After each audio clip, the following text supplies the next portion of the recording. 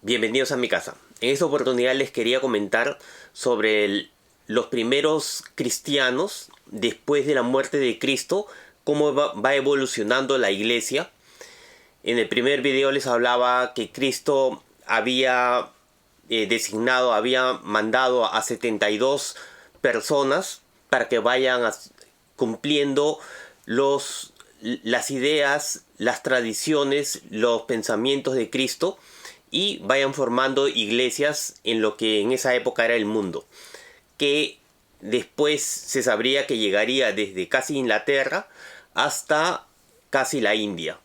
Pero cómo van formándose las iglesias, principalmente se forman al principio en la parte de Turquía, en lo que viene a ser Efesos, lo que viene a ser Esmirna, lo que viene a casi todos los libros que salen en la Biblia, y también en la parte de Roma. Todo eso era el Imperio Romano. Esmirna, todo lo que viene a ser ahora Turquía, antiguamente era el Imperio Romano. Así que cuando uno habla de lo que es el Imperio Romano, abarcaba todo eso, Alejandría, que quedaba en lo que es Egipto, y todo era el Imperio Romano. Pero cómo se van formando las iglesias, por ejemplo, en el caso de los apóstoles, hay seguidores directos de los apóstoles que le van creando las iglesias, y a las iglesias tenían una cabeza que se le llamaba el obispo.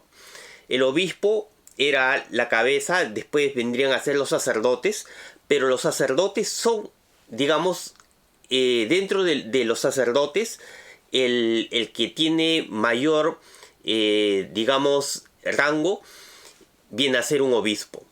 Muchas veces, viendo ahora, buscando en internet, veo que entre el protestantismo se preguntan mucho: dime en la Biblia dónde dice tal cosa, dime en la Biblia tal cosa.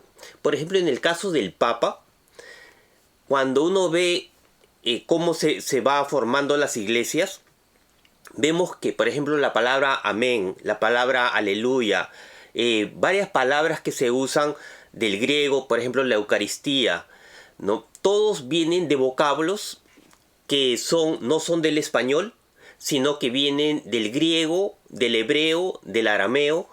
Y en el caso del Papa, Papa significa sacerdote en griego. No quiere decir que el papado o el Papa es alguien especial. Papa simplemente significa sacerdote. El sacerdote, o vendría a ser el obispo de Roma, a ese se le llama el Papa de Roma. En el caso de cómo va evolucionando los papas o cómo van evolucionando los sacerdotes, es después, en el año 200 al 300, Roma va tomando la importancia, porque ahí estaba Pedro.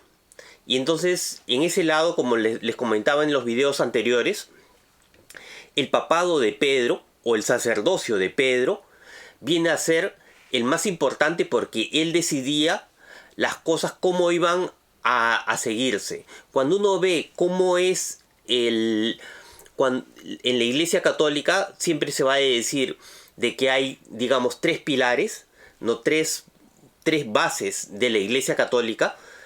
Una de esas se le llama la tradición. La tradición es todos esos padres apostólicos o los seguidores de los apóstoles o de Cristo, y cómo formaron la iglesia. ¿Qué es lo que pensaron en ese momento?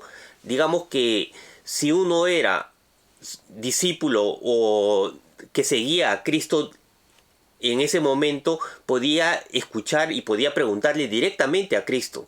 Pero no quiere decir de que en la Biblia se escribió, bueno, fulanito de tal le preguntó tal cosa y le contestó tal cosa.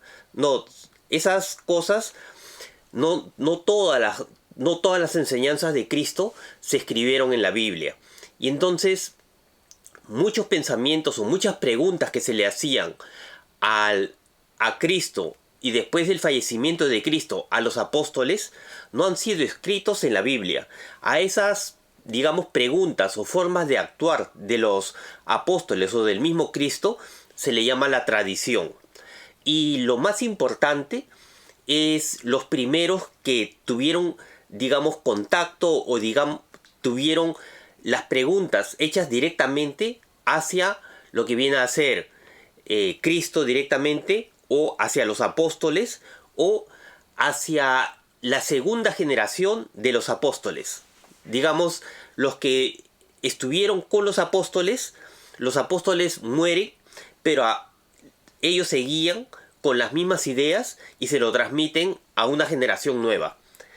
Estas generaciones también llevan un camino directo de las enseñanzas, digamos, casi originales. A ellos se les llama los padres de la iglesia, o son la tradición en la que el catolicismo se apoya. Otro, bueno, viene a ser cómo se hacen las ordenanzas dentro de la iglesia católica, pero lo que quería comentarles en esta oportunidad era la importancia que tiene estas personas que tuvieron contacto directo con Cristo, con los apóstoles, y vendría a ser la segunda o tercera generación después del fallecimiento de Cristo. Y entre ellos está Policarpo. Policarpo era seguidor de Juan, pero también conoció a Pablo. Y no solamente eso, sino que él se dedicó a escribir, digamos, todas las cartas que los apóstoles o los evangelistas escribieron. Y entonces podemos ver que lo que él hacía directamente era transcribir, tenía las cartas originales, y él lo que hacía era escribirlo varias veces para todas las iglesias, para repartirlo en todas las iglesias. Otra de las cosas que él hacía era predicar. Predicar sin mover, digamos, era repetir lo que los apóstoles le habían enviado o le habían enseñado.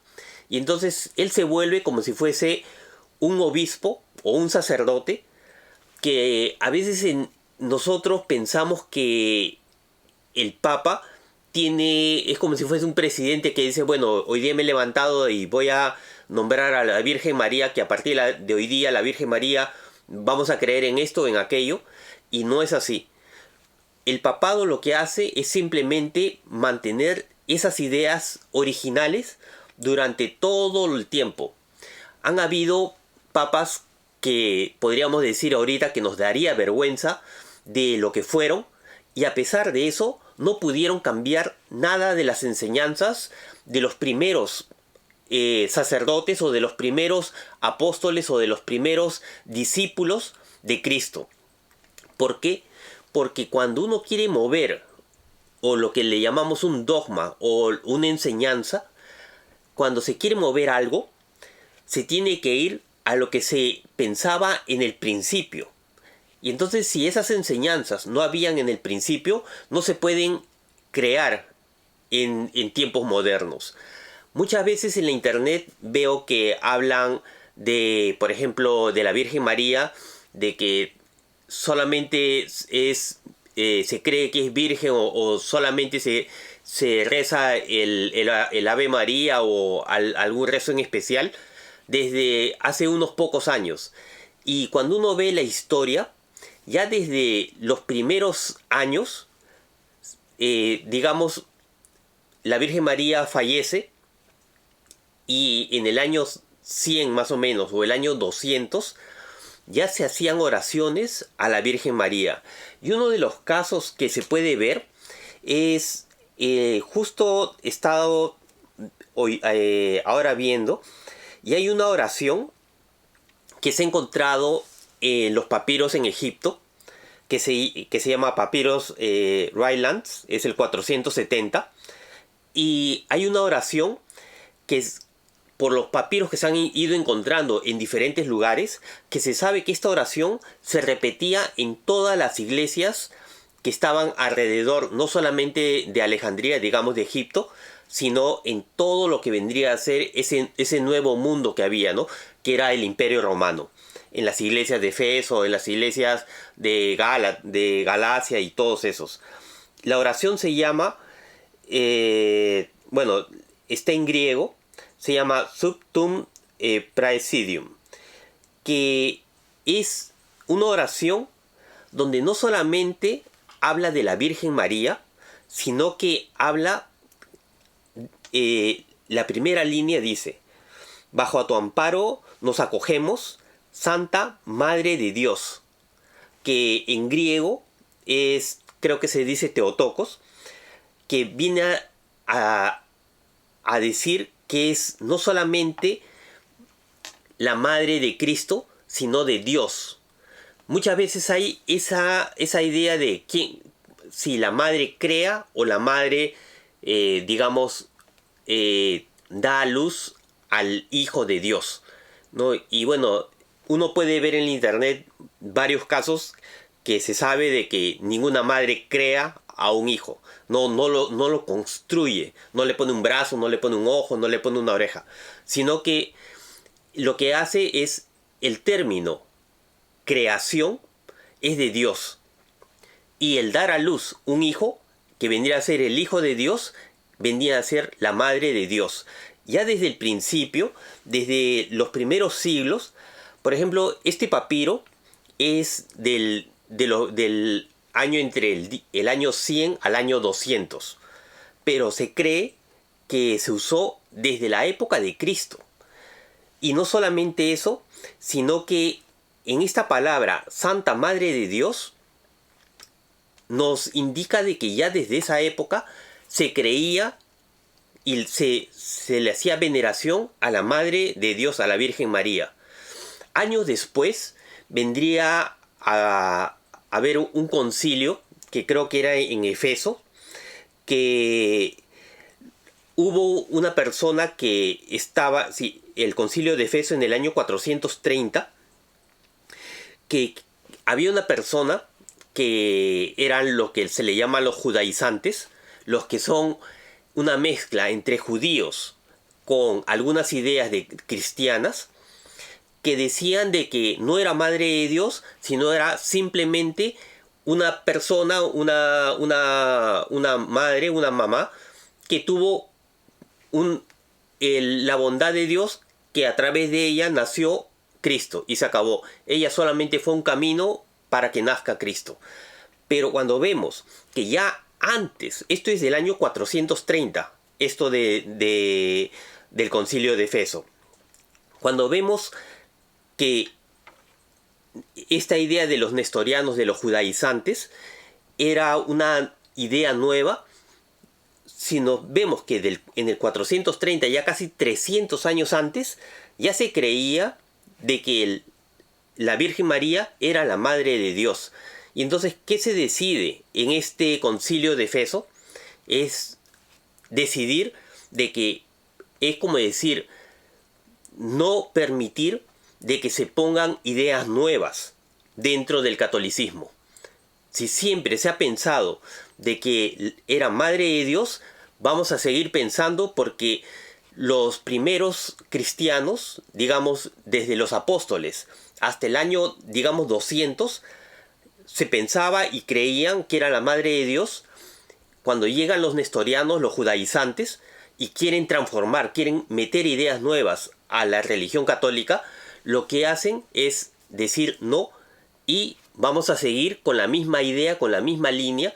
Y ya después, en los últimos años, cuando vienen los protestantes, otra vez se dice de que esto es una idea que viene desde los primeros siglos, desde el inicio del catolicismo, y siempre la Virgen María fue virgen, no solamente porque es el pensamiento, sino que después, en los descubrimientos que se han hecho, ahora se le llaman libros apócrifos, que no son dentro de la misma Biblia, pero se sabe de que ya en los años 100, en los años 200, lo que se pensaba era de las ideas o de los pensamientos de los primeros cristianos, y hay libros que nos indican cómo había sido también la vida de la misma Virgen María, a pesar de que la Biblia no lo tiene, porque tenemos que tener en cuenta de que la Biblia no es un libro como una enciclopedia que abrimos la página en la sección María y nos habla todo lo que hizo María, la sección Judas y nos dice todo lo que hizo Judas, la sección Pablo. No es así, nos habla solamente de uno, de Cristo, que es el Nuevo Testamento y junto con el Antiguo Testamento. Pero ya sabemos de que en esa época también habían otros libros que hablaban de la Virgen María, a pesar de que no están incluidos en la Biblia. Se sabe que más o menos lo que se pensaba era exactamente lo mismo que se piensa ahora por el catolicismo, que la Virgen siempre fue virgen, que la Virgen se adoró desde el principio, que a la Virgen siempre se le hizo oraciones y que a la Virgen ya se había decidido desde el principio que era una persona no solamente una madre o un camino por el que llegó Cristo, ¿no? Sino que era una persona especial. Por eso que en la Biblia también nos habla pocas veces de la Virgen María, pero nos indica de que ella fue una persona no solamente santa, sino una persona que el mismo Dios la eligió. Porque cuando la saluda, le hace un saludo como si fuese la reina, ¿no? Otra de las cosas que los primeros discípulos o los primeros sacerdotes que estuvieron en las iglesias, vemos que Policarpo era, digamos, estaba Juan, era el discípulo de Juan, era Policarpo, y Policarpo le da las enseñanzas a otro que se llama Ireneo de Lyon. Lyon viene a ser lo que vendría a ser ahora Francia. Pero en ese sitio, en Lyon, es donde se centra los conventos. Los conventos, después con el protestantismo, Martín Lutero, digamos, toda la parte de la Germania, empiezan a cerrar y quemar a todas las iglesias católicas y a todos los conventos. Pero ahí en Lyon se empieza a crear unos conventos donde hacían lo mismo que Policarpo, empezar a escribir todos los libros que se sabía en esa época. Uno tiene que entender que en el año 1, 2, 3, en los primeros años de la historia, un libro se podía demorar solamente en transcribirlo hasta un año. Lo que hacían en Lyon era reunirse ya no eran sacerdotes, sino que eran personas que estaban dentro de ese convento y escribían o transcribían todos los libros para tener todas las ideas claras en todas las iglesias. Con el tiempo, todos los libros, no solamente del cristianismo, sino los libros de filosofía, libros de matemáticas, libros de ciencias, todo eso se empieza a transcribir. Cuando después ya en los años más o menos 600, cuando empiezan a llegar los musulmanes también tenían otros libros. Esos libros también se traducen y también se empiezan a transcribir. La fuente de la cultura europea viene a partir de esos conventos, que Policarpo, el primero que era el discípulo de Juan, hacía lo mismo. Esos conventos empiezan a hacer lo mismo. Leemos en la historia del cristianismo que cuando se hace la Biblia se traduce del griego y del arameo y del hebreo hacia lo que viene a ser el Nuevo Testamento. Hay un sacerdote que a través del Papa, cuando digo Papa, es como lo decía al principio, es una palabra griega que significa obispo, el sacerdote principal, ¿no? Le manda a un sacerdote que traduzca todos los libros hacia el latín, ¿no? Que vendría a ser la Vulgata latina. San Jerónimo es el sacerdote que traduce la Biblia del griego o de todos los libros del Antiguo Testamento y del Nuevo Testamento y reúne todas las cartas de los evangelistas y todos los pensamientos de los apóstoles. San Jerónimo lo que hace es traducirlo al latín y hace la Biblia que se le llama la Vulgata Latina.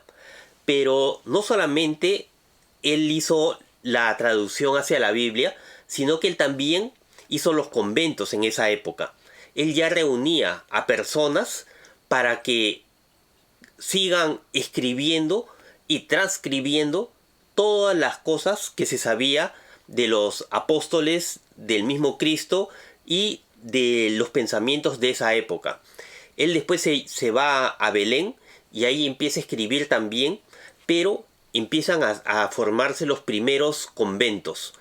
Esos conventos después se llevan, como les decía, a Lyon, y después de Lyon se empieza en Francia a hacer, bueno, en la época de Carlomagno se empieza a hacer ya los conventos más grandes todavía, hasta llegar al protestantismo, donde son destruidos casi todos los conventos y quedan poquísimos. En el caso de Perú, donde yo he nacido, por ejemplo, en el Cusco o en Arequipa, quedan todavía esos conventos que son nombrados directamente del Papa hacia el rey de España, para que se creen esos conventos en el Perú. En Arequipa, en el Cusco, existen los más antiguos, y poco a poco les iré comentando un poco más sobre las cosas que voy leyendo, y que entiendan que hay muchas palabras que vienen del latín, muchas palabras que vienen del griego, y esa palabra papa no es solamente